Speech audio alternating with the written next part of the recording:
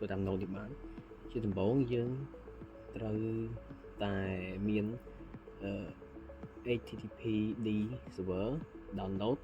អញ្ចឹងបើអ្នកទាំងអស់គ្នាអត់ទាន់ download ទេអ្នកទាំងអស់គ្នាអាច download បានមកដោយប្រើ command yum install HTTP ហ្នឹងអញ្ចឹងដោយសារខ្ញុំ download ហើយខ្ញុំអាចយក command យកមក check status របស់ HTTP យើងនេះគឺមានន័យថាវាមិនទាន់ដំណើរការអញ្ចឹងយើងអាច start server នេះមកប្រើ command start នេះវា running ហើយបន្តមកទៀតយើងត្រូវតែ config firewall ដើម្បីឲ្យវាមាន permission ទៅកាន់ server របស់យើងអញ្ចឹងតែសារតែខ្ញុំបាន config វាម្ដងហើយវា run success ទាំង3ហើយបន្តមកទៀតយើង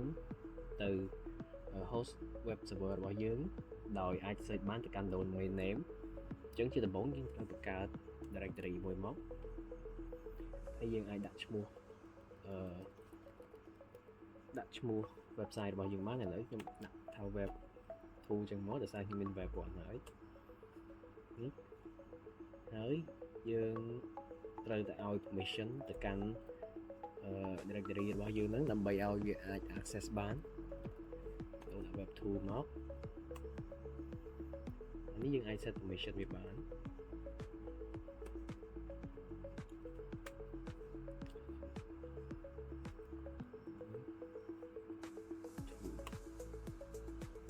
បន្តមកទៀត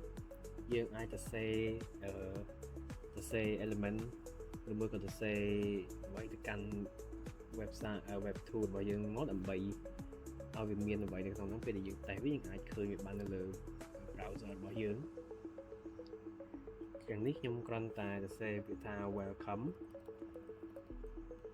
ដោយដាក់ថា web 2ដូរនេះខ្ញុំទៅសេថា from web 2មកស្រួលចំណាំនេះតមកទៀតយើងអាច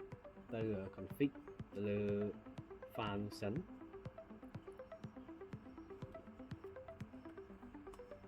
យើងប្រើ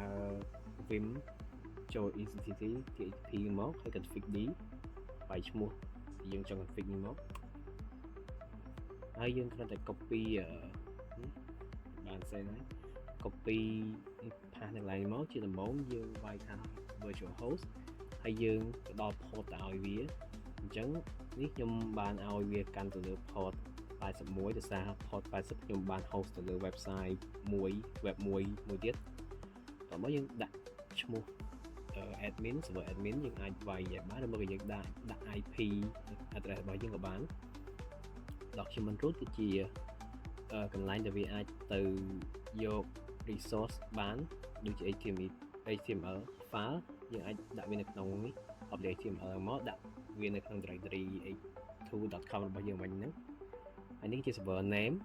ឈ្មោះទៅកាន់ server របស់យើង alias យើងដាក់ www ពីមុខមកហើយនេះគ្រាន់ជាអ្វីមួយចំនួនទៀត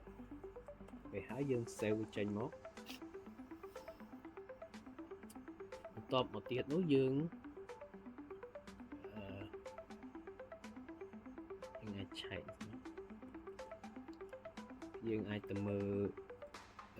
directory របស់យើងដែលបានបង្កើតឡើងវិញហ្នឹងនេះយើងមានឃើញ resource វាមាន index HTML ហ្នឹងដែលយើងបានសរសេរចូលមិញហ្នឹងគឺ welcome